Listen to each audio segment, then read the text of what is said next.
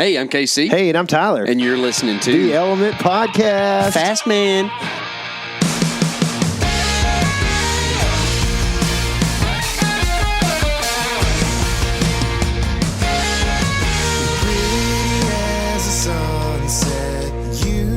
Flatline. What's happening, everybody? We are just some Papamoose peepaws around here. Papamoose. If you don't know what that is the British word for grapefruit. Pamplemousse. Which also might be French. I don't know, but it's weird. Right now, it's my current favorite flavor of sparkling water. But y'all didn't come here for that. You came here for all It's the a good knowledge flavor, man. that- I will say that. Oh, I like it a lot. These polars are high class. They are. Yeah. Mm-hmm. American made. Yep. There you go. Good. Just like us. That's right. Dadgummit. You can support American made by supporting the Element. That's right. Even if we do sell Chinese shirts. You have to. name an American shirt brand. That ain't happening. But y'all have been buying a lot of merchandise lately, and we really appreciate that. I want to tell you thanks for all the support. Merry Christmas to y'all. That's right. Merry Christmas to y'all. Merry Christmas to us. It's just that time of year. Just hot and sweaty. Hot and Christmas. 80 degrees. That's right. Merry Christmas. That's what we're used to. I think that I don't want to dive too far off into this, but people just have memory loss, and that's the problem. Mm-hmm. They forget that it's the South, and Christmas this is like this. Every year it's they been this forget. way my whole life. Yeah. You know, like if we have cold weather over Christmas, it's weird. Yeah. It's not, oh my gosh, it's 80 at Christmas. You know, like Yeah. it's a thing that happens pretty often. I think the only time I've ever had a white Christmas, we were actually in New Mexico. We had an ice Christmas one time when I was like 9. I remember that. Oh, really? Yeah. Those happen more than snow down here. Absolutely. It likes to rain at about 34 degrees, Yeah. and then that night it gets down to 18, and it turns into the worst. Yeah. We actually can grow some really, really big icicles in Texas. Yeah. We can. Yeah. We grow good things, man. Lots of good things down here. Sometimes big deer, but usually not in this area. That's right. And we grow lots of ice. We grow Tifton hay. Man. All the nutritious stuff. Yeah. Yeah. We wanted to do some Q&A stuff today because y'all have been sending us a lot of questions over the last month. But first, Tyler actually has gone on a public land hunt. Believe it or not, as little as we've hunted Texas public land this year, you actually have done a little bit of that lately. Yeah, right? A little bit would be a good tiny. descriptive. Yep, a little bit. So me and Eric went down. I actually drew a hunt that I don't know how big a deal it is because I think there's like 200 dudes on every hunt that happens on this place. But it's the Laguna National Wildlife Refuge, Laguna Atascosa, which if you call them and they answer, they say Laguna Atascosa.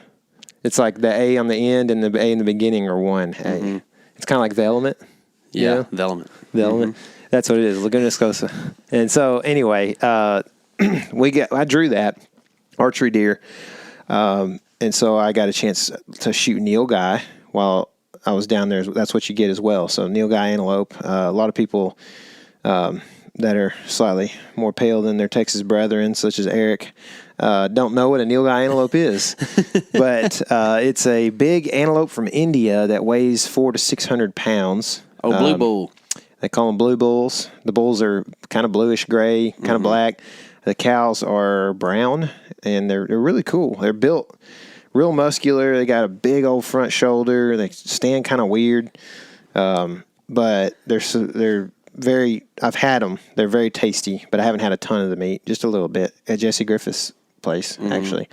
But they have the reputation of being one of the tastiest game, table fares out there.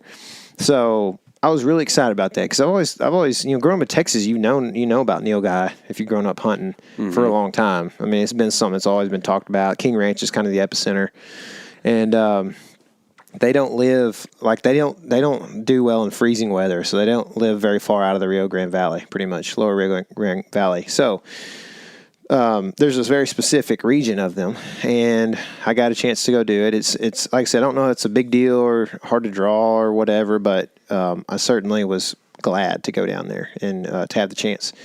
And so we took a kayak that K.C. had. We had a 3-piece kayak in the back. I took a e-bike that my dad had. I was borrowing everything.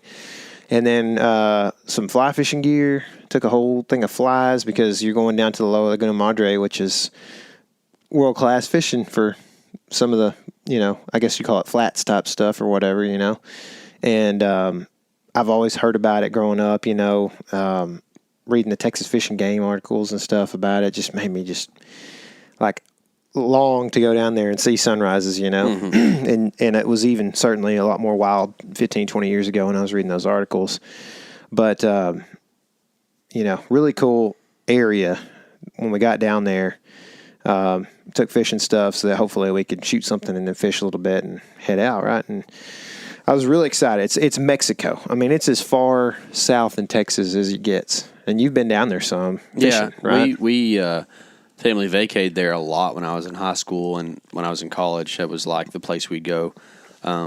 Really loved it, Yeah. It's where I learned to kind of surf fish, and then that kind of exploded for a few years there and did a bunch of that in a lot of different places. But South Padre Island in particular is a lot of fun because it's kind of like got the Florida vibe in Texas, where it's fairly pretty beaches and water's nice a lot of the time, and the weather's always nice, and there's some slightly touristy type stuff around there, so it's pretty cool. Yeah, there's definitely it's a huge spring break destination for Texas kids. Yeah, in don't college. go there. Yeah, don't do it. It's it's a mess. But like outside of spring break, I imagine it stays pretty. It's chill. It's real family friendly outside of spring break. Yeah, it's real cool. And there's a national seashore there at Padre, right? Actually, you got to go in from Corpus to go to the national seashore.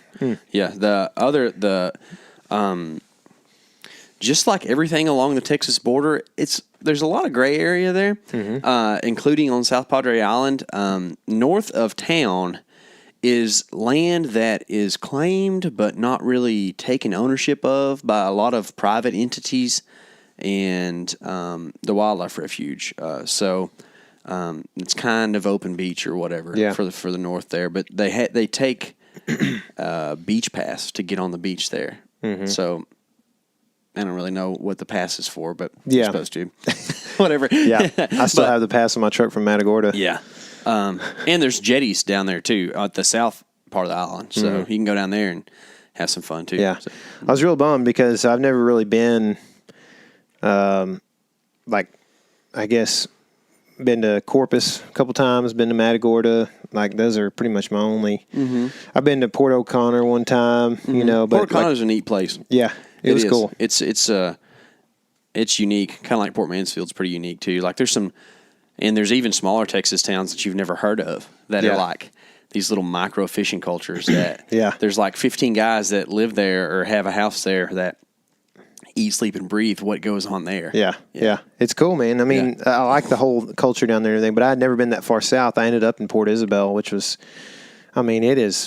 it's within 10 miles of Mexico, I believe. It is way down there. Yeah. And Could when you I see say SpaceX? Mexico, no, I don't think. That's, from Port Isabel to SpaceX is probably 8 miles as the crow flies, something like that. So that might not have just been a rocket up or something. So you go to Brownsville and take the Boca Chica Highway, and it takes you to SpaceX down there, pretty much on the beach, like between. If I know this right, it's between the Brownsville Channel and the border is where that highway is. Like kind of weird. Yeah. It is. It's a whole different thing, and like that area is not just like close to Mexico, but it is like south of a lot of Mexico. Oh yeah, you know what I mean? Yeah, because it's way down there on the tip. It's actually overall, from what I understand, not super sketchy. It didn't seem like it to me. No. And we were in we went to some little fishing communities and stuff in the area, and everything was real nice, and way rather be there than El Paso. Oh yeah, El Paso's scary. Yeah. So it is scary. But anyway, so I what we did was we went down there. We had a few things to do on the way down. The day that we left, and we're going to leave a day ahead, and then there was a day of scouting that Eric and I could do together, and then he couldn't be on the refuge during the hunt. because he didn't have a permit, And so, but we could scout together the day before. And so we got down there. The 2 days before we took off, we had pretty much had a flat tire. I found like a roofing nail at a convenience store stop like an hour in my tire, and it was holding air well. And then I took off, and I was going to try to get to a tire place in the next like 20 miles. And before I could even get 10 miles down the road, I start seeing a low tire come up on my deal, and it's just going. So we had to change the tire. We had to go to Walmart to get groceries. We had to go to Academy I was going to get some hip waders, and I was going to get Jed a Christmas present, a couple other things. So like by the time we got down there, it was like 13 hours. You know what I mean? Mm-hmm. It's a long ways. And so we get down there, we get into this little, cheap hotel. It looks pretty decent on the outside, but like didn't have a deadbolt lock, didn't have a hinge lock, barely closed, like it would barely lock or, catch or whatever on the door. And we stayed the night, got up the next morning, went out and looking around, looking for deer, and we did some videoing and stuff, saw some alligators, saw all kinds of cool birds and some deer. And basically, long story short, we scouted all day.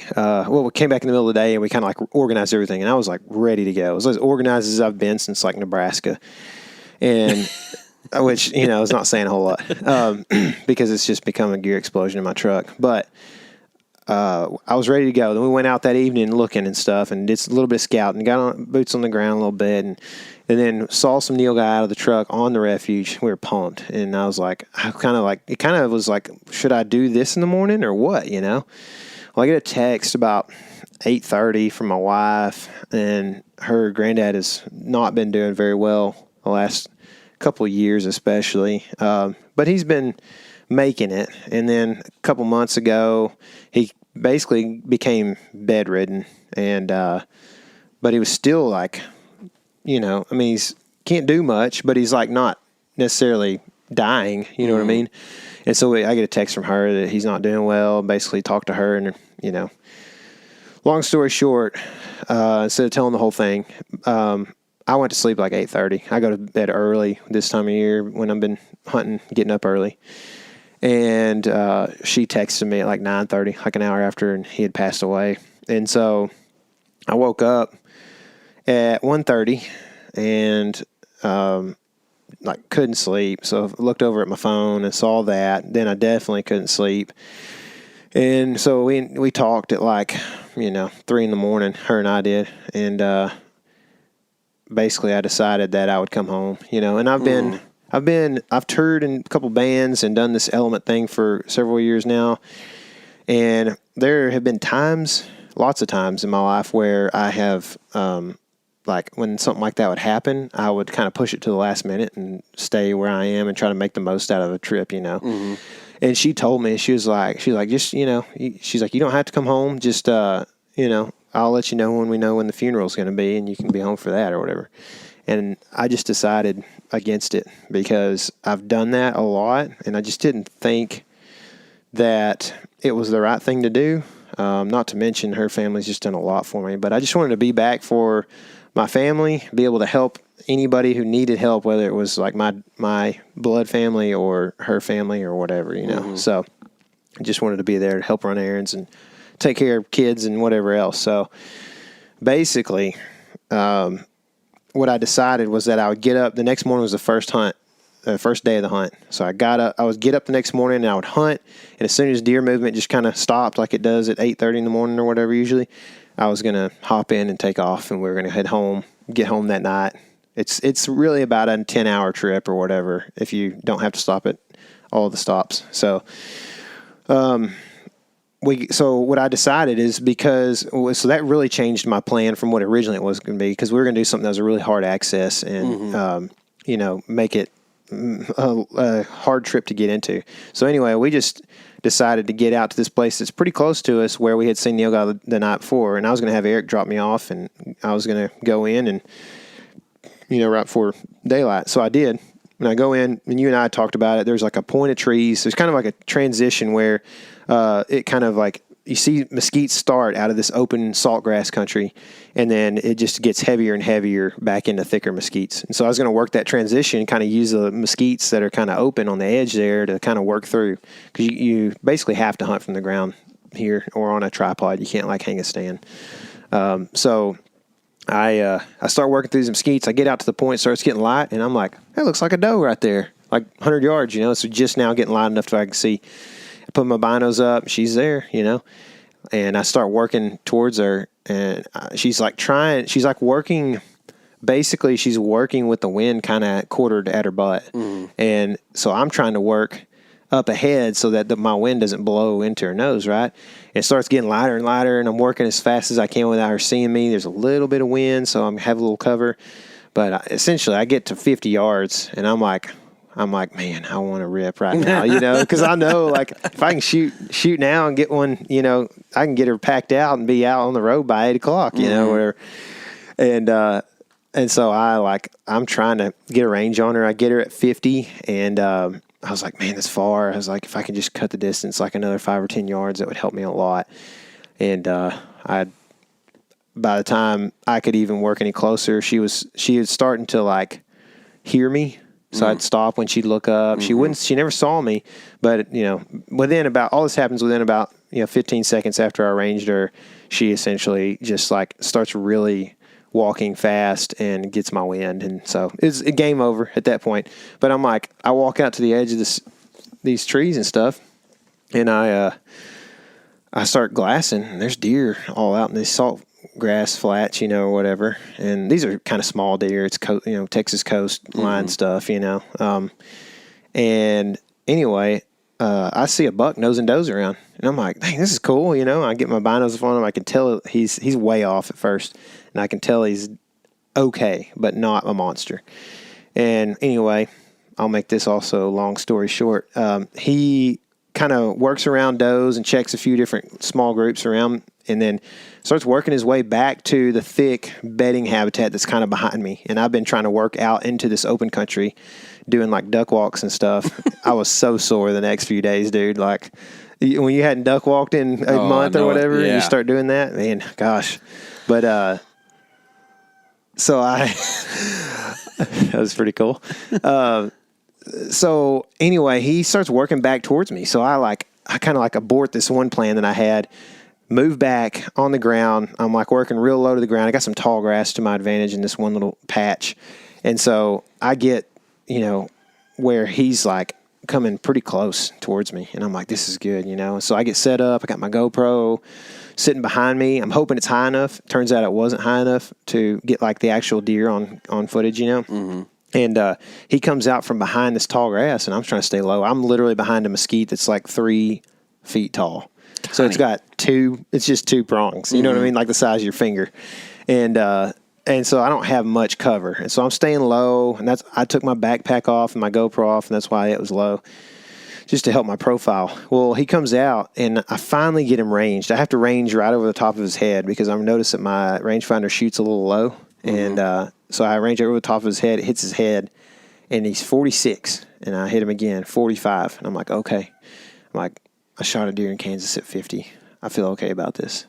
So I by the time I get clipped on, or put my rangefinder down, get clipped on, and draw, he's as soon as he comes out of that grass, he kind of notices me.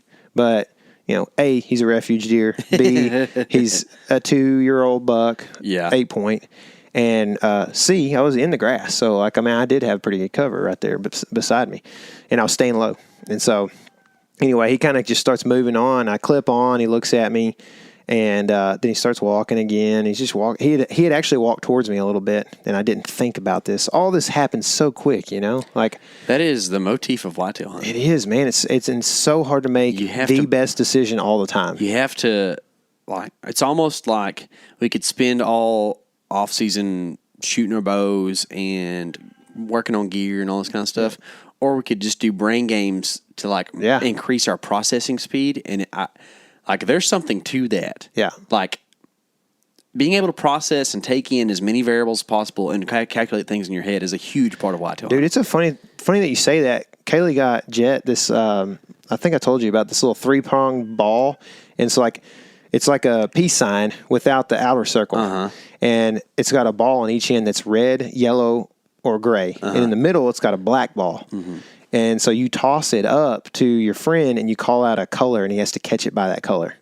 And me and Eric played it for like 45 minutes one day.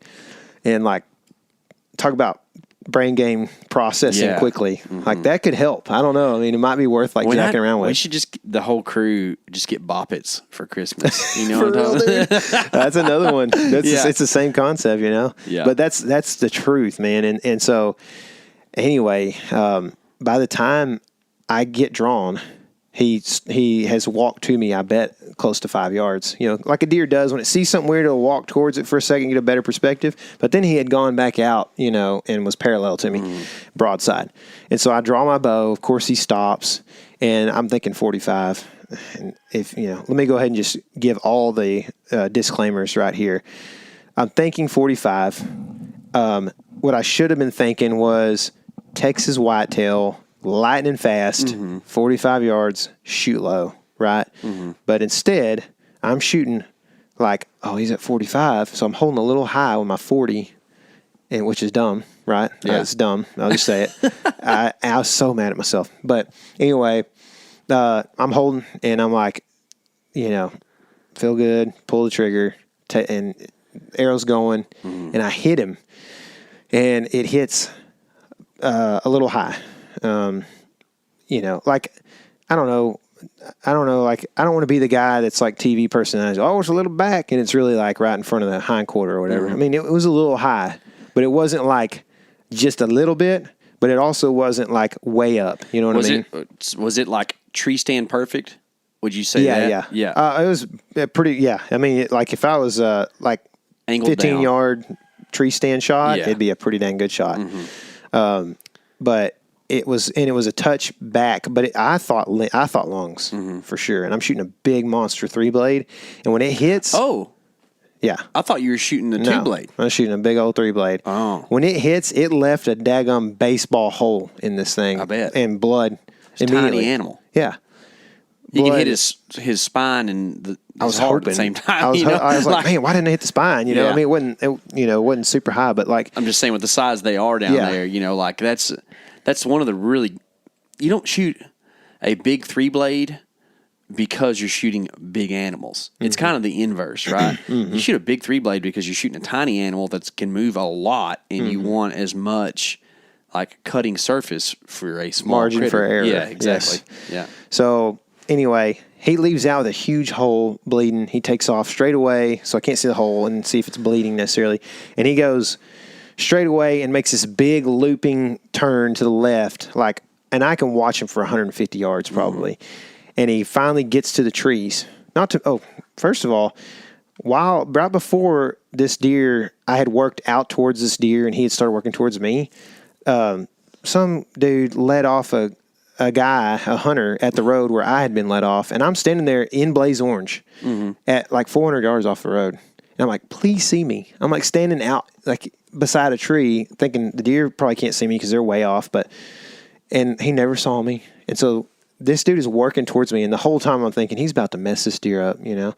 Well, so when this deer makes a big 150-yard loop, he runs right in front of the dude that's coming towards me. And so the deer goes, and as soon as he kind of hits the brush, and like a split second later, I hear a crash, and I'm like, holy smokes, this just happened. This is awesome. You know, I was so pumped. Couldn't believe that I went out and 45 minutes shot a deer and was going to get to go home and just not like completely have this tag and money kind of go to waste essentially. And so this guy kind of works through. I called you, and then I went over to talk to this dude who it ran right in front of. And long story short on him, he didn't have a clue. He didn't know that. He didn't even know I shot the deer. He just thought, I guess, the deer was running as fast as it could, like it was death running. I mean, like every deer you ever double lung shot is running, right? And just busted into the brush like 75 yards in front of him or whatever. And I was like, man, damn, he couldn't help me at all. He's, oh, yeah, I think he was back there like 50 yards or whatever. And he kind of dissed me for shooting a 2-year-old A, which is completely legal. But then I think he felt bad after I told him my wife's granddad had passed away and I had to leave that day.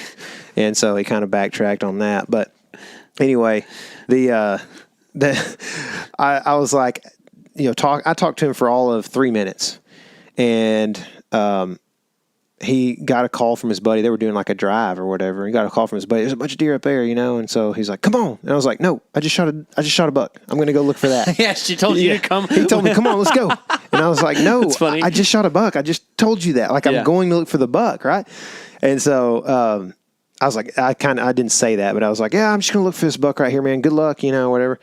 And I'm talking like as we're departing, it starts raining hard, and it rained off and on for the next 2 hours, and never found my arrow because it hit a jackrabbit and went 400 more yards. You know what I mean? Like, it literally, I guess that I didn't look super hard, but I looked everywhere he was in like 50 yards by 50 yards. You know what I mean? And didn't find it. And this is pretty tall grass, but not terrible. And then I went and started grid searching, and I walked. I told Eric at 10, pick me up. We got to go home. And I shot the deer like before 7:30 probably. So basically, it was like 7:15, I think. So for almost the next 3 hours, I walked almost 3 miles and did just loops where I had known he had gone into the brush. It was thick mesquites and cactus and native grasses that are anywhere from 2 to 4 foot tall. And this deer is probably a 120-pound deer. And I didn't find him. And it rained. I was soaking wet. I was trying to video a little bit. I was going through under all these branches and getting hung on everything. These little mesquite trees with thorns. Everything's got thorns on it. And I'm walking in snake boots because, it never freezes there. So there's always rattlesnakes around. And that's kind of what you do down there is wear snake boots. And, walked a long ways and never found him. And I told KC, this is the kind of inside stuff that you get when you listen to the podcast as opposed to maybe just kind of seeing us on YouTube or whatever. But I told KC, I was like, man, we could put this video out and probably get raged by some people. And I think a lot of you guys listening out there understand and have been in this situation, right? But there's a bunch of experts on YouTube that have killed all the deer in the world that can tell you what you did wrong and everything, even though I just told all of you what I did wrong, what I mean? And so, and it happens in a split second. And like you said, the processing is so fast and it overloads your brain, and you get better and better at it the more you do it, but you still always have moments, if you're excited about this, that overwhelm you and you don't make the right shot or the right call. Yeah. And that's what happened, basically. You're the only one that happens to. All those guys from up north, they don't have that problem. Even though John Eberhardt finds a broadhead and all 146 deer he shot, Like, none of those guys ever comment on YouTube. No one there has ever missed a deer or wounded one, right? But, no, I mean, it's tough. It's a part of bow hunting. But it would make such a cool video for y'all to see. Like, it was really, we got some cool footage because Eric was there. There was alligators. We saw whooping cranes, I'm pretty sure. Yeah.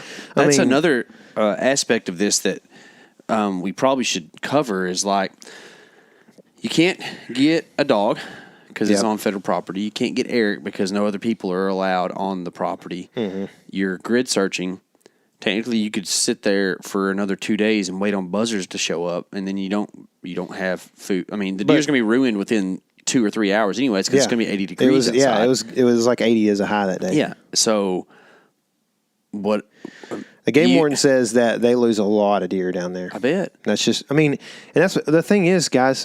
I don't have to justify this to any of you, but if you ever run into a situation where people are real, anti kind of types that hate the deer loss and stuff like that, there are so many coyotes and bobcats and even ocelots down there. Yeah, that's right. And so like, those deer aren't just going to waste. They still feed the biome down there, Yeah, and if anything, if that's a great point to bring up, if you care about the area and nature and all, wouldn't you rather me kill this deer and leave it there so that the nutrients can reabsorb into the environment? It's all hippie. That's right. I know. You want me to extract the resource or leave the resource, Yeah. Because guess what, guys? Every deer that has ever lived has died. Yeah.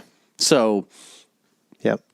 they're going to die of something. They are, man. I don't know the stats, but I would imagine that violent death over lay down next to a creek and pass away in its sleep is about 1 million to 0.5. You know, like it's not. It ain't something that really happens. It's just and like we're sitting here talking to hunters, so you know, I know you guys understand, but it's frustrating because, you know, like had I just not gotten the shot off, or had I just said, you know what, I shouldn't shoot, you know, 45 yards at a Texas deer, then just videoed him, it would have made for an awesome video for y'all to watch. But now the video has to pretty much end with me like shooting a deer and not finding it. And I mean, I would say a pretty good alibi in the fact that it rained for 2 hours within 5 minutes after I shot the deer. Leave. And I had to leave. If you didn't have to leave, it'd be a little bit different. But here's the deal, dude. We left after 10. I mean, it was warm. Oh, yeah. And getting warmer. I mean, okay, I could search for another hour and maybe find him. Maybe. I've already been searching for 3, so probably not. But if I do, then is he still good? I don't know. Yeah. You know? And so at what point is it acceptable for me to leave that trail? I want to find the deer, but, you know, I wanted, you know, to take the meat home and the antlers and, you know, and I'm just letting you guys know. I told KC, I said, man, I just should have just videoed the deer and just made a cool video. And I think it's cool. But I literally like a month prior had shot a deer at 50 in the heart. And so I felt good about shooting a 45, you know. Well, wasn't anything wrong with your shot. You said you held high on 40, right? Yeah. It's about, like, if you were shooting a target, you would have hit it where you probably wanted to. Yeah. But that's a deer that moves, Yep. and you put your 40 high, which means your 45 is where it's supposed to be. But really, you know, it's more of the learning process of shooting a deer that's 120 as opposed to 220 plus, you know, like, and then a thing that people don't really talk about very much, I had the same thing happen in South Dakota, hit a deer higher than what I wanted to, but it wasn't too high, right? When you're on the ground shooting in tall grass, there's a subconscious thing that I think you do to where you hold a little higher because you're worried about clipping the tops of the grass. That might be because there was grass like that, man. Yeah, that's a thing. You know, it's real hard to. I mean, God just made things this way, right? To where a lot of times the grass is about, you know, halfway up an animal's body, and it's hard to hit the lower third. Like you're trying to whenever the grass is that way from the ground. Yep. If I'd have held heart with the 40, I would have killed that deer deader than. I mean, I think I killed it still. He was dead. I feel like I got the top back of the lungs. That's what I feel like. But and on a tiny deer like that, they just can't take it. Yeah. You know what I mean? That's it. No, really though, like you know, the smaller animals just can't absorb very much. Yeah. You know? I mean, the dude was I've seen a lot of deer run off after getting shot, and he looked like he was dying. I kept thinking he was going to fall the whole time. He was just head down so low, just ripping through. And I kept thinking, oh, he's going down right there. And then he would get back up. And no, he's going down there. And then he went into the trees. And then this huge crash at like 200 yards away. I could hear him crash. I don't know. Maybe he was just busting through brush. But whatever it was, I didn't find him. And it's a hard thing for me to take because I don't like that. Like if I know that we get to shoot at a lot of deer compared to a lot of guys, right? But because we hunt so much, and so we're going to lose some. But I would like to, you know, even if I shoot at 5 deer in a year, I'd like to not lose one. Yeah, you know? I mean that's not really wound loss is a part of it. But it's not really an acceptable part of it, if that makes sense. Within our circle, we shouldn't accept it. Sure. You know, it has to be apparent that it's a thing that's going to happen. Well, and this is something I told Hunter, because Hunter, you know, you guys kind of know Hunter through the videos and stuff a little bit and podcasts, but he's been hunting with us a lot, you know, and he's part of the team and all, and he has had a little bit of you know, trouble when he missed that deer in South Dakota and stuff, and he's had some trouble. And I can remember saying to him, I think it's on the video, but it's like, you know, this is kind of what happens. Like the way that we are hunting is pretty much we're making it as hard as we can on ourselves without using a trad bow. You know what I mean? Like that's one of the only ways it could get harder. I feel like, is using a trad bow. Yeah. So. Yeah. I don't think that that's the way I would put it, though, because we're not like intentionally making it hard. No. It just is hard. It's just harder.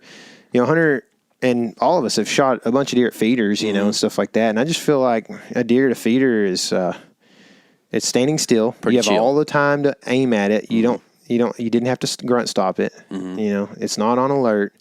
And, it's not walking through a hole in the brush that you couldn't trim any wider because you're on public land. They won't let you trim any limbs, right?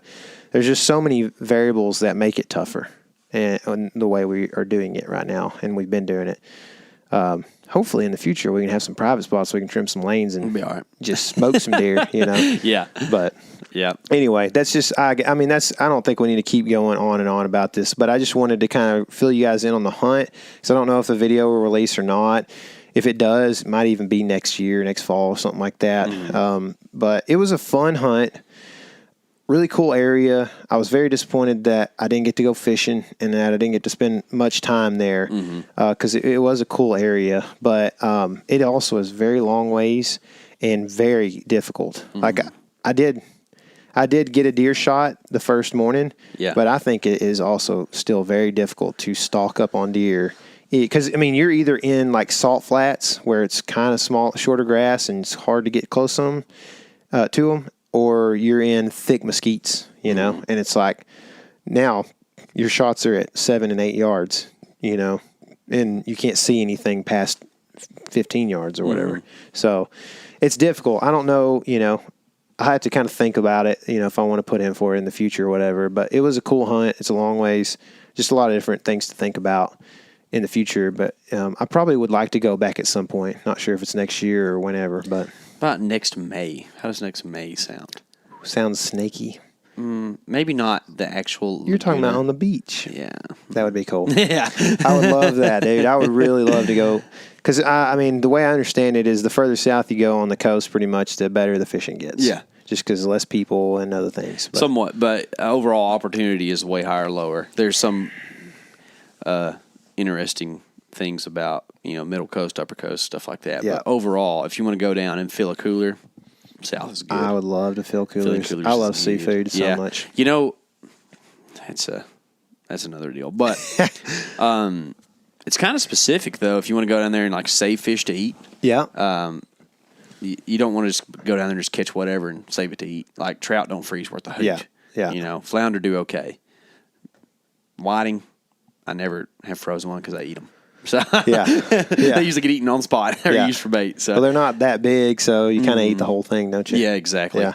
So that's about 38 minutes worth of talking about that hunt. So that was longer than what I thought we would cover, but it's a good story, man. Yeah. Sorry it happened the way it did, but sorry I talked so long. That's about all right. it. It's a good story, and I like visualizing it all, so it's cool.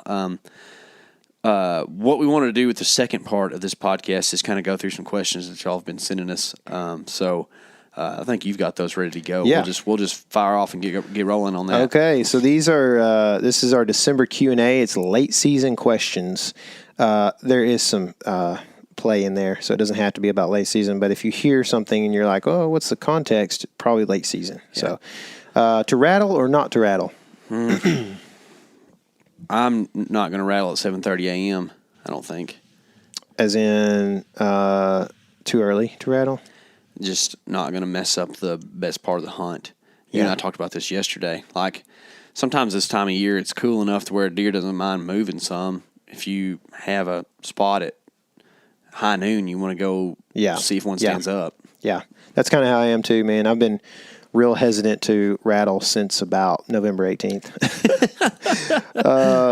Are you going to need to buy another freezer? I guess that's for either one of us. We don't need to buy any more freezers because I got gifted a couple old freezers. But if you hadn't been gifted, then yes. We would have had to. That's right. Because we have got lots of meats and some horns. Antlers for all you biologists out there. Midwest, no crop field edge. What area would you look for on a map? You go. You've hunted the Midwest more than I have. I would look for a place where multiple features come together. Ideally, like two creeks or a creek and a couple of fingers of ridge type stuff, or like hackberry ash river bottom flats meets oaks. What else?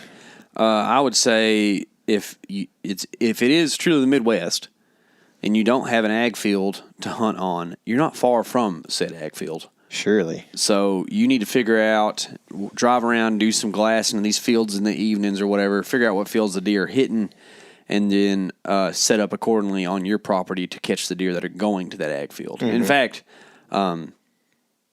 I haven't hunted a ton of field edges, but when I have, it doesn't go as good as I hoped.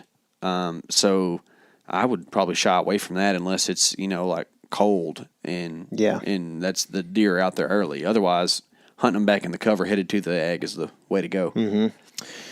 Should you find bedding if you don't have a food source for late season?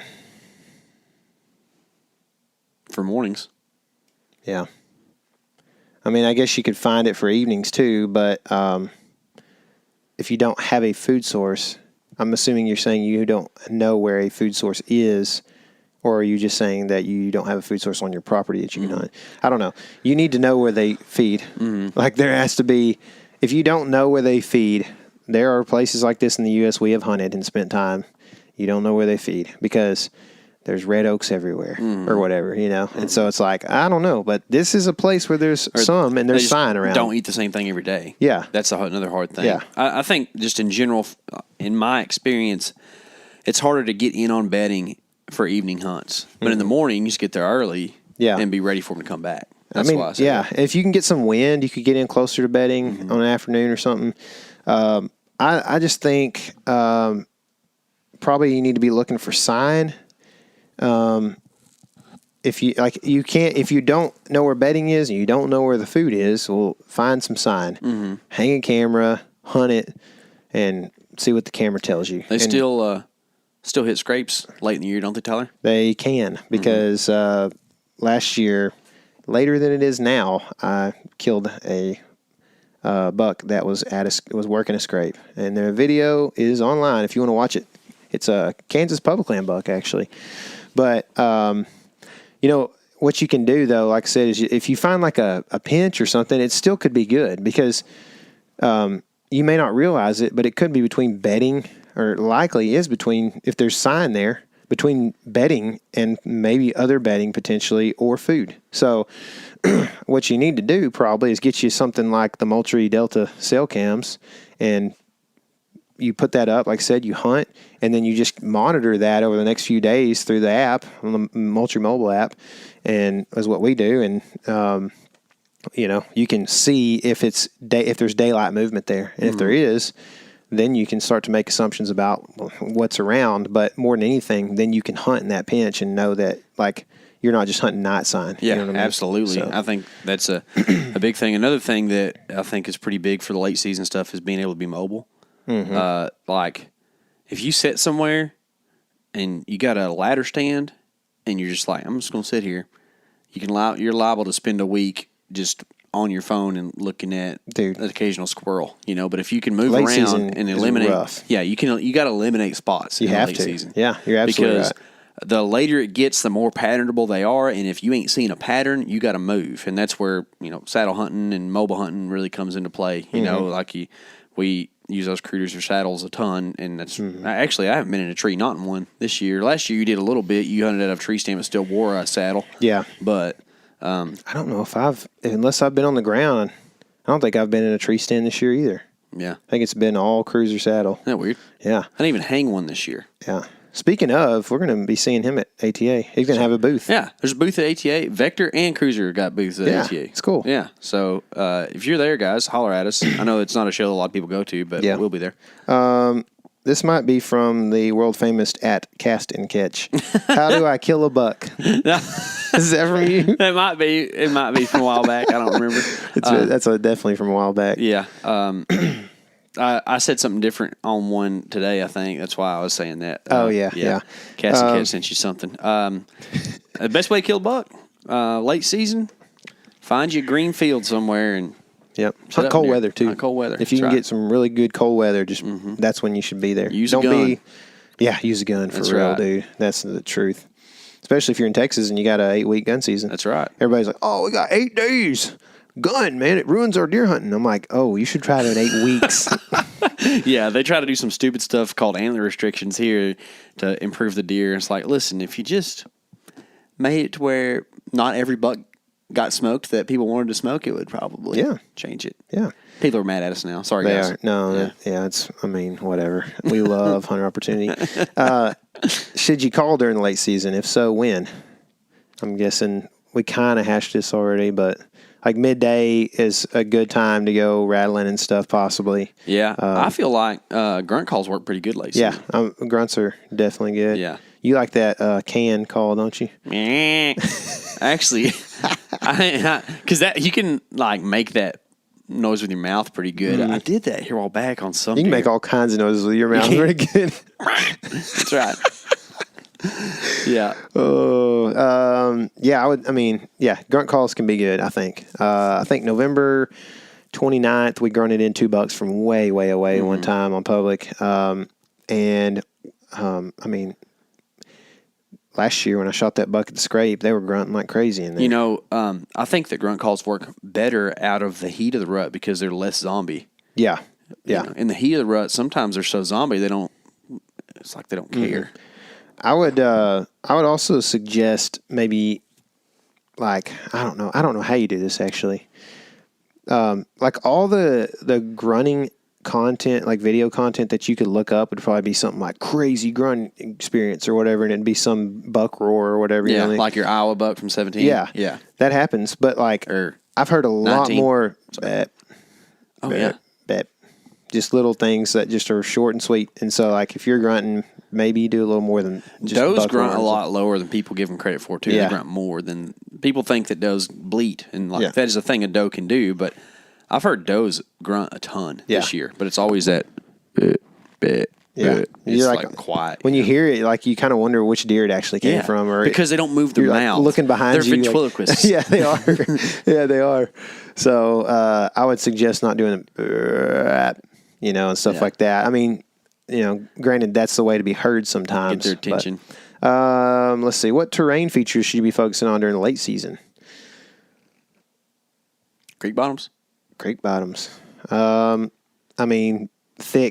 Thickets would be more than anything. It's not so much the terrain, but like thick, and honestly, like the later it gets, the more confident I feel in hunting far from the road or from the access. I just feel like bucks get into a thicket wherever hunters have not been, and that's where they stay during the day. A lot of times thickets are on in the northern hemisphere. They're on north-facing slopes too. So you keep that in mind. Those things kind of correlate, and in a warmer late season like we're having, deer have their winter coats on, and they can get hot in the middle of the day. So that shade on the north side is a pretty big deal. Yep. Sorry that we didn't maybe cover too many terrain features, but more than anything, I think just being secluded. Discuss techniques in which you can use thermals to your advantage. Mornings, sunny mornings. Sunny mornings work. Hunting on the tree closest to the water as you possibly can on a creek works pretty good. That's a like a low wind situation. If you got like one of those super still late season evenings going or mornings, the water's always cooler, so it'll kind of draw your scent that direction. Anytime the wind is low is when you can use thermals. When the wind's kicking, it's kind of hard to use thermals.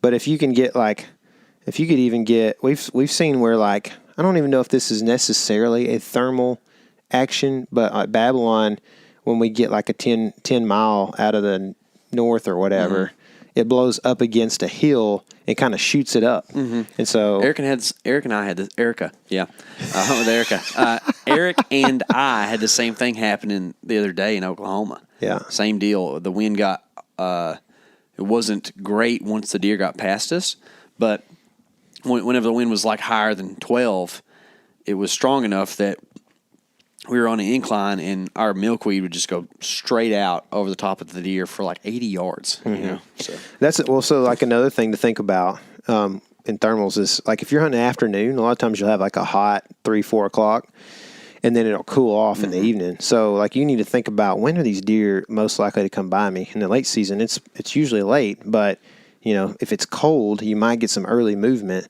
and if it's cold and sunny, then your thermals might stay relatively high for until that sun kind of sinks below the horizon. So if you can get them killed before the sun gets too low, if you think they'll come by you, you're close to bedding or whatever, you know, you can take your chances. It's late season. It's kind of what do you have to lose kind of thing.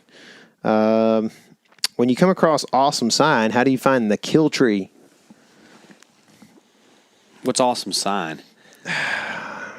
Because does that mean buck sign? This time of year, somebody asked this in a different version, and it might be on there later. But like this time of year, awesome sign is a good trail.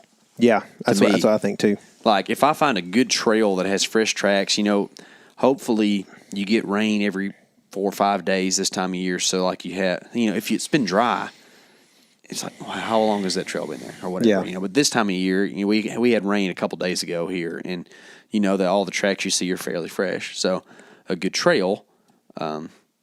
Then I say follow that back to the thicket, and then that's where you find the killing tree. Yeah. I mean, if this is like a general question, like you said, I mean, you can find a fresh scrape this time of year too. Like the scrapes I found there in Kansas last year, I knew they had been being used. They weren't like scraped out too much, but they didn't have leaves laying in them either. But they weren't like, it didn't look like something had just ripped it. You know what I mean? Like it was just kind of, but there were tracks in them that were fresh. And so I knew that they had been standing there licking the licking branch. And that's what they do later. They don't really go all fired up, peeing in them and stuff. So that's something else. But like if you're just talking generally when it comes to sign throughout the year in the rut or whatever, if you're looking at, you know, scrapes, rubs, you know, whatever, the killing tree, you kind of get a feel for like how high you can get with 3 or 4 sticks. And then you can see these trees and go, oh, there's a spot where I can stand right there and get shots, you know, out on whatever side of the tree, depending on if you're saddle hunting or stand hunting or whatever. And the killing tree, to me, I like to get that thing as dang close to the whatever sign that I feel like they're going to be using as possible. If it's a scrape, you know, I want to be 10 or 15 yards from that scrape and have an assumption of where they're coming in from and shoot them before they get there kind of thing. And, you know, use it. For us, this is hard because we have a cameraman. We can't both hide on one side of the tree. But as a dude that's just hunting in a saddle, like you can hide as that deer comes in around the tree and then just lean out and shoot the deer when he's at 20 yards. So being close isn't too big of a deal. But that's what I always think about is like, man, I ain't trying to put my killing tree. I'm not trying to hunt 40 yards from the scrape or whatever. So, and sometimes, you know, you can't really make that work very well, but I would rather hunt a smaller tree that's, you know, 20 yards than hunt a big tree that's 39 or something from the scrape, you know? Yeah. As long as it's within reason of the smallness of the tree. Like the more I do this, I'm cool with hanging in a small tree if that's what it takes to kill, but I like a tree that's, you know, 12, 14 inches in diameter. That way you can do a little bit of hiding and you look a little bit concealed. You know, I actually don't like hanging in a tree that's much bigger than 2 foot around. It's like not much fun. Yeah, yeah. It's hard to see around. Yeah. It's hard to work around. Hard to get shots sometimes. Yep. You know, you're taking out, 70 degrees if you're shooting just because there's a tree in the way. How does the saddle fit with a lot of layers? I had to wear a lot of layers this year. I just do. Yeah. I don't. I also put my saddle on underneath some of my layers, which you don't do. I do. You do? I wear my saddle under my Under your coveralls, you do? Yeah. Oh, I didn't know that. Yeah. Yeah. So I just leave I have a coveralls and I just leave them open and my saddle just peeks through. So Does it have a bottom zipper? You know what I'm talking about? Yeah, it does. But I don't do it that way. Yeah. I usually just leave it open and then have a jacket on or whatever. You know, if I need more up top, then I'll just add jackets. Yeah. So, but like I'll go underneath my coveralls through the, big old zipper on the front. So I think that as things continue, you'll start seeing brands make saddle specific stuff. Been waiting on somebody to do that, man. I know it. They need to. Either that or we need to do it. Yeah, we should probably do it because I'm tired of these camo companies. Let's see. Your boy Boatner says, does culling work? Culling of Cullen deer. Gillespie or Cullen the guy off of I don't know Twilight? any of these guys. No. Okay. But it depends on what you're trying to do. But I mean, what do you think? I like to shoot deer. I do too. I mean, If you whatever you can do to justify shooting the deer, do it. I love it. Yeah. If you need to call him a he's call, 2 years old. He's a 10 point, about 140. He's a cull. dude, let me tell you, if you just want to just see the gamut of that stuff, get on one of them East Texas hunting things on Facebook. Texas, period. Yeah, and they're like, oh, yeah, man, this is a 7.5-year-old. He's cull. And, Yeah. it's like, Here's the thing: is what the term cull doesn't necessarily imply that you're improving the genetics, though. You know what I mean? Like a cull is just to take something out. yeah. Yeah. But, Right? well, yes, but in the sense of whitetail, that's what everybody's saying it for. You ain't improving the genetics on nothing, bro. Just like you can't improve your own genetics, you can't improve the deer's genetics either. Yeah. So That's kind of what he's inquiring about, or I don't know if he's necessarily inquiring about it or just throwing us a bone, but that's kind he of. might be messing with us too. You never know about Boner. Shoot, I'll call him. Y'all going to kill any Texas deer this year? This is from your boy Michael Presswood. You killed one. I did. Just didn't find him. Nope. Coming up a joke. That's all right. I passed one the other day because of AR that I probably shouldn't have. Yeah, well, I haven't even passed one at my property this year. Y'all remember that Ranch Buck? That video called Ranch Buck? There's a whole series that we did. Yeah, that is over with. That's what we call a one-off. That's called a one-off. When you got people that just come in and shoot every deer around you, you then sell your property. Yeah, cry a bunch. I think I'm just going to make a mobile home park out of it, actually. You should. Yeah. That's what I would do. Hunting Mark Twain last week of December. What kind of food are deer eating in late season? There's some beans around Mark Twain. Is there? Yeah. Pintos? Refried? Soys. You know how they say it in the South. Soys. Soy. I think they're edamame. Yeah. That's it. That's what I'd look for Yeah. up there.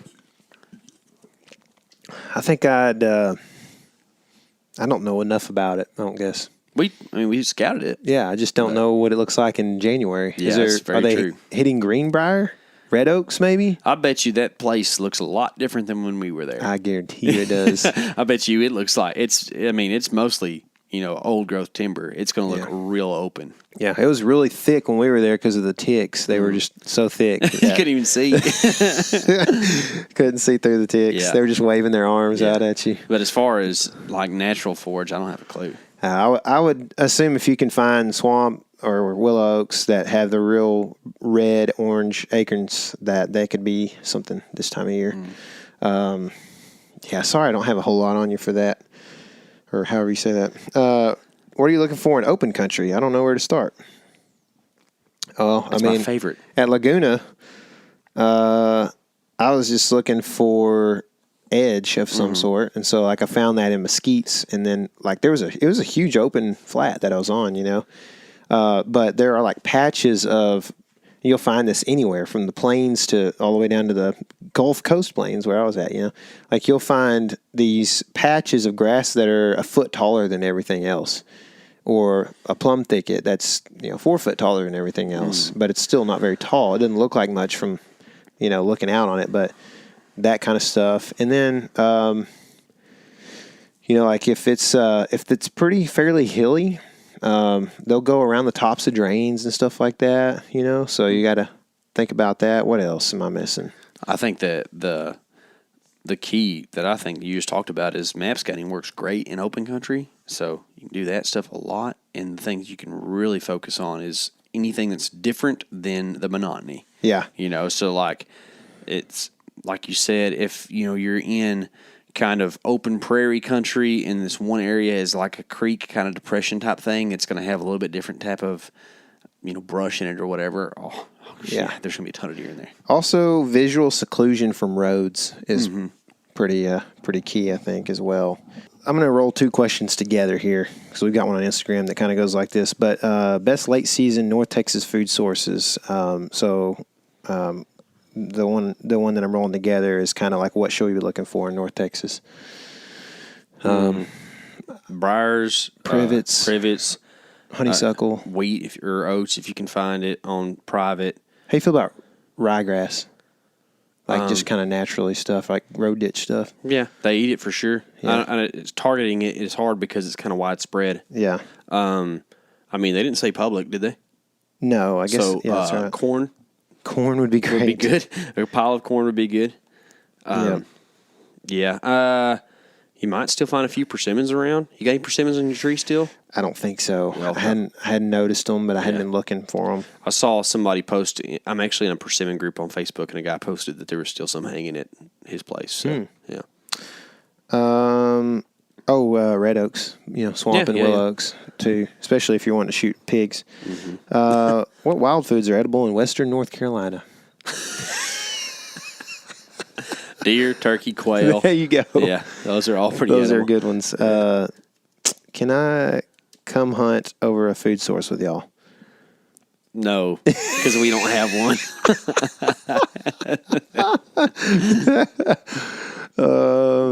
What's the best self-filming camera lens combo, and how much does it cost? Um, Got one right here in my hand. That's right, telephone. We actually have a friend that's been doing that quite a bit. Hadn't heard anybody call it a telephone in a while, dude. Sorry, man. That's the way it goes. Cellular phone. Cellular device. That AX100, AX53, AX33, those are all pretty good. You don't have to buy a lens. It's a camcorder. Yeah. The only thing is it doesn't take pictures. So if you're a picture, like photography, you want to do them both. You can't do that with that. But I would go with one of those camcorders, $800 or so. Canon Vixia, Panasonic makes a good one. Luminix, I think, or something like that. What are you looking for other than tree diameter on rubs? Height.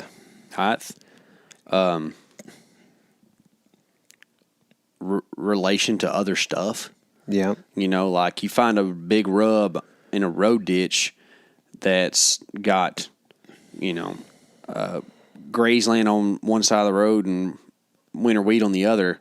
He did that about 2 a.m. Yeah. Yeah. So also, this whichever side it's like most rubbed up, you can tell which direction they're kind of coming from. So, like in Arkansas this year, I made assumptions about which direction deer were moving based off of the closest food source and what side of the tree these 2 rubs were on the end of this finger. So I, could assume that deer are coming down this kind of sloping finger of a ridge and staging up right at the end of it before they get to the creek as pre-staging to go out to a food source. So I could tell which direction they're coming from, which helps me to find the kill tree. Mm-hmm. So,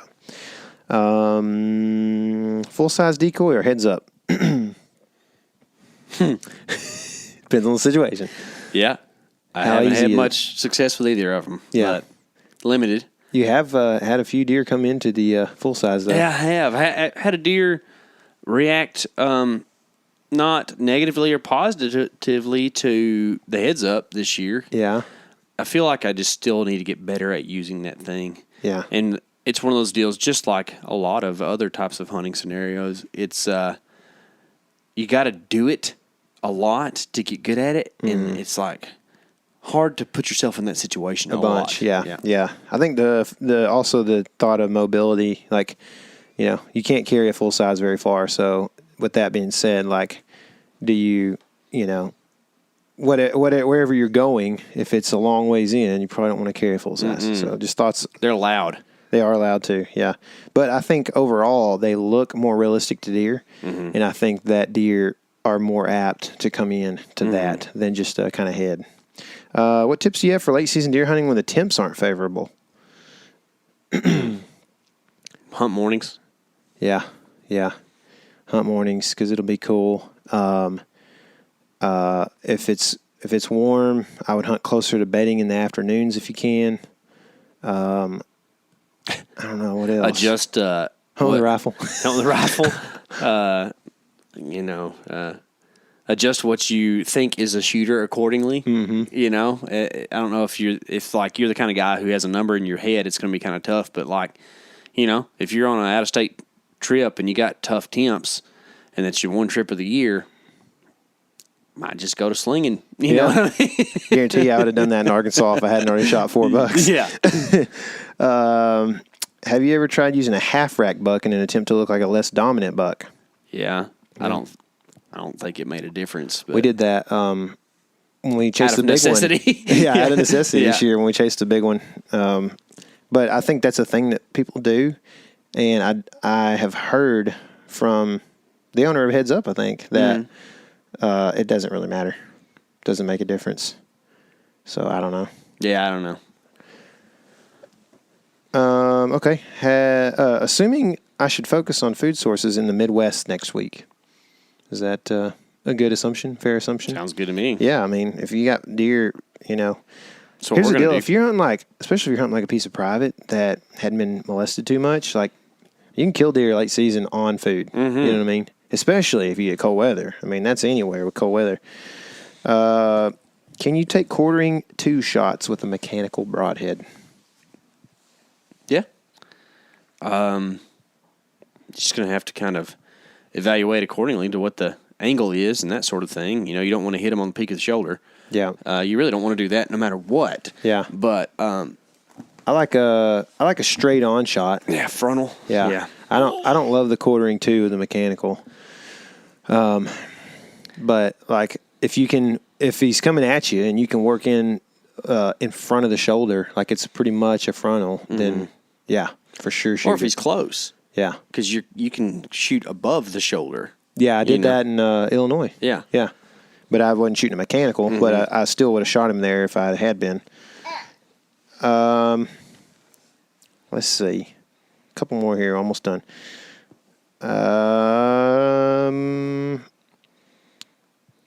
What sign are you looking for in the late season? There's 2 questions from 2 different people for that. Yeah, the trails for me, for sure. Trails, creek crossings, fence crossings, they all kind of relate back to deer movement because that's what matters. Yeah. And if you can look at hey, look, watch brown bear. If you can look at a food source, right where the deer would come out, and you can kind of get a gauge on the traffic and what traffic looks like right there at that food source, that can really help you to know, are they using this field or are they using that field more? Mm-hmm. So if you have access to that, that could help you decide what the destination really is. Chris Carter wants to know, if you're hunting ag fields that are disked up, all around you, what kind of sign or what are you looking for to hunt? Kind of the same thing we talked about earlier, Midwest with no ag fields around. We answered that question, I guess, kind of. It's if they're disked up, then there's no destination ag food source. So you're looking for other types of food like red oaks or whatever. Or just the cover. Or cover. So, if you're in a Midwest, well, I know where he's at, so it's all ag, hardly any timber, right? And just kind of fence rows and maybe some creeks. The deer are just going to have to make a living. And they might be out there at night just covering all those disc fields, just, kind of foraging, just looking around. So you might just be trying to find the cover. Yeah. I mean, they're afraid to go nowhere at night. So, road ditches, I know it's not, but if there's a road ditch with green grass in it and, it's there's a big pocket of timber that sits way off and a tree line that comes all the way up to the road, deer will follow that all the way up to the road and feed at night there. You know what I mean? There's a reason they get blasted on the road by 18-wheelers. That's right. Where should I place cams in late season? Food sources. Don't be afraid to get night pictures in late season. It's the one time of year that a night picture can actually do you some good because you can just track them back. Yep. How many arrows you take when you go hog hunting? A lot. Every one of them I got. That's right. Full quiver. Yeah. You used to be a half empty quiver guy. You've been that way some this year too. Oh yeah. I haven't carried a full quiver I've only carried a full quiver one time, and it was at Laguna. Yeah. Yeah. Mr. Prototype Arrow over here. That's it. Yeah. Can't get enough of them. I know it, dude. Don't you worry. Tyler's about to be the poster boy for Vector arrows. He's been shooting giants with prototype arrows. I'm not pretty enough. Well, your deer will be the poster deer. Okay. We'll take that. What optics are good for beginners? The most affordable, the ones you can afford, the best you can afford. That you can still see decent out of. Yeah. I would say a beginner needs good binos more than an expert. I guarantee you. They can't figure out how to see a deer. You know? Yeah. But, I mean, you could go wide with that and say binos instead of a spotter. Don't get a spotter. Yeah, definitely. I think something with a fairly wide field of view is good for a beginner so they can see more. You know, like 10 by 42 is kind of the standard for whitetail hunters. I like a 10 by. Yeah. For sure.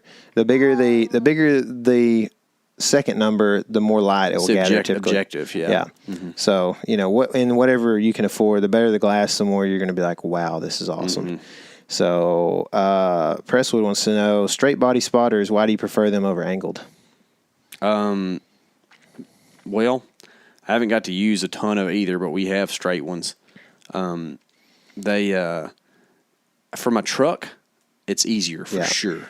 You don't have to turn things sideways or even just standing there. You know, you can just set that thing where you can look straight out. I think target acquisition or whatever you want to call it is way better with a straight. You point it at it. I mean, I'm looking out at it, and then I just put my eye down into the straight. Mm-hmm. But if you got an angled one, you have to actually look your head down, you know, to get your eye into the objective. I'm going to use something which he didn't challenge us on. He just wanted to know why we like that one better, because we do. What are the advantages of angled? I don't really have one. Maybe it's more compact. I don't know. Yeah, that's a good question. There's a reason. Somebody's yelling at us right now. Like, this is why they created these, you know. Or whatever. I wonder if it's easier to magnify an angled, because where it hits the prism in there, it helps with magnification. I don't know. Yeah, or maybe just helps your. Or I guess there is an advantage with like sun glare. So like, you know how athletes wear the eye black or whatever to keep the glare down. If your head is facing down from the sun, you've got a more of a shaded face, I guess. And I guess you don't have to have as tall of a tripod. Yeah. If you want to stand there in glass, it only has to be chest high as opposed to head high. Yeah. Yeah. I feel like I don't know. That would be my question for someone who was like, "You're dumb for using the straight," which Presser wasn't, you know. But I learned that from Mike Winger the other day, because he was like, you know, when someone comes up to you and says, "Well, you know, Christianity was actually created by the Romans," instead of disproving them, just say, "Okay, prove it." You know, like you don't always have to justify your side of it. Of something. You can just you can turn it back around on somebody. Which I'm not saying Michael didn't do that at all. But that. Well, I don't feel strongly enough about the straight either. So I am straight. But you are straight, and you feel strongly about that. That's right. So that kind of wraps up our Q&A. We appreciate all the questions. We appreciate all the support this year. It's been a great year for us. We're hoping that the next year is even better as we pursue doing this for a living, and hopefully just enjoying time together over the next year. And as we expand our team and get more guys involved, and really are just we've been having so much fun. We have a Colorado buck series that's going to release. So I shot a buck in Colorado, not Colorado buck, but a buck in Colorado, and so we're gonna. Oh my goodness, drip, drip, drip goes the water. So. Anyway, I think there's going to be 3 videos that come out. So hopefully you guys are interested in looking at some of this stuff. It's really cool footage. Eric did a good job. And I kill a buck at the end of it, which is really, really fun and really cool. Yeah. So be looking for that. We appreciate all the support with all the Kansas stuff too. Those videos have done really well. And, I mean, it was just a fun part of the season, man. I'm glad, you know, we weren't the only ones that we packed a lot of fun into about 3 days in November. Dude, dadgummit, we did. And then a week later, we did the Colorado deal. And then Chris Webb, you know, if you guys may know him from the South Dakota series this year, he shot a deer on the 20th on Texas Private.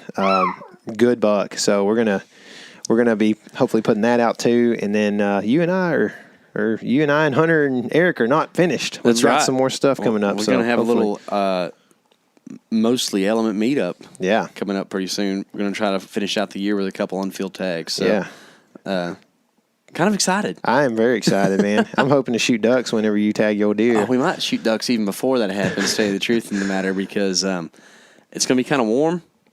Middays are going to be worth a whole lot. I've already driven this area pretty good. What else we going to do? Get a little ducky. Anyway, I'm bringing guys, some bacon for sure. Yeah, for sure. But thank you guys so much for the support. It really does mean a lot. I hope you have a Merry Christmas. And I hope that you understand kind of what Christmas is really about. And if you don't, then maybe you can holler at us and see what we think about it. But I am very appreciative of what happened on Christmas and the significance of it. And I am very appreciative also that there is a time that is pretty much designated, probably worldwide pretty much, nearly, or at least a big part of the world realizes that it's a time to be with family and spend time together and enjoy each other. So I'm appreciative of that.